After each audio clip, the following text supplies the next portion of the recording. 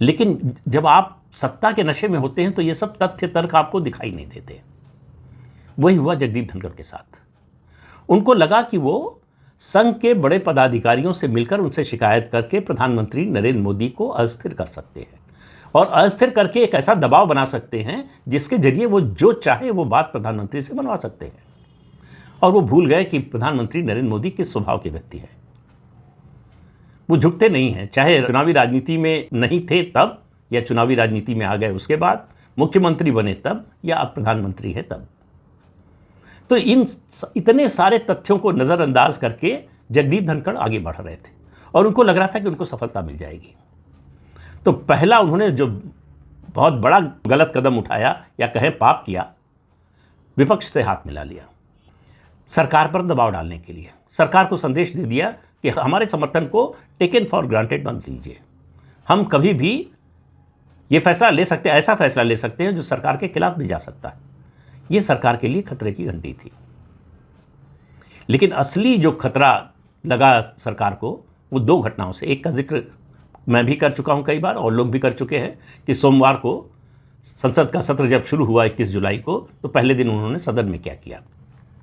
सदन में उन्होंने जो किया उससे उन्होंने ये स्पष्ट संकेत दे दिया कि वो विपक्ष का खेल खेलने को तैयार है, विपक्ष का मोहरा बनने को तैयार है और विपक्ष के कंधे पर रखकर सरकार पर बंदूक चलाने को तैयार है। ये बड़ा स्पष्ट संकेत दे दिया। उससे एक दिन पहले उन्होंने जो किया था, उनको शायद उम्मीद नहीं थी कि ये बात सरकार तक पहुंचेगी। एक दिन पहले रविवार को उन्होंने आम आदमी पार्टी के दो नेताओं को बुलाया। उन्होंने समय नहीं मांगा था, जगदीप धनखड़ ने खुद बुलाया, अरविंद केजरीवाल और संजय सिंह जो राज्यसभा के सदस्य हैं। दोनों मिलने गए तो उनसे नाराजगी जाहिर की कि आप लोग कुछ करते क्यों नहीं। अरविंद केजरीवाल ने कहा कि हम लोग क्या कर सकते हैं, हमारे पास ऐसी कोई संख्या नहीं है। तो अगली बात जो उन्होंने कही वो सरकार के लिए खतरे की घंटी थी कि आप लोगों को चंद्रबाबू नायडू से मिलना चाहिए।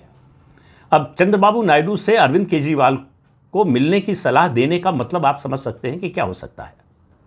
जगदीप धनखड़ को यह भी गलतफहमी हो गई थी कि अब उनकी छवि देश में एंटी करप्शन क्रूसेडर की हो गई है। दूसरा उनका एक आकलन था जो सही भी है कि विपक्ष इस समय लीडरलेस है, विपक्ष के पास नेतृत्व का अभाव है। इस कमी को, इस खाली जगह को वो भर सकते हैं। लेकिन सवाल यह है कि वो अपनी ओर से ये प्रस्ताव तो रख नहीं सकते थे। उनको कोई ऐसा चाहिए था कि जो उनकी ओर से ये बात विपक्षी दलों के नेताओं तक पहुंचाए कि जगदीप धनखड़ को अगर नेता बना लें विपक्ष का तो सरकार से मोर्चा लिया जा सकता है। हालांकि ये मेरा मानना है कि जो है वो मुंगेरी लाल के हसीन सपने जैसा था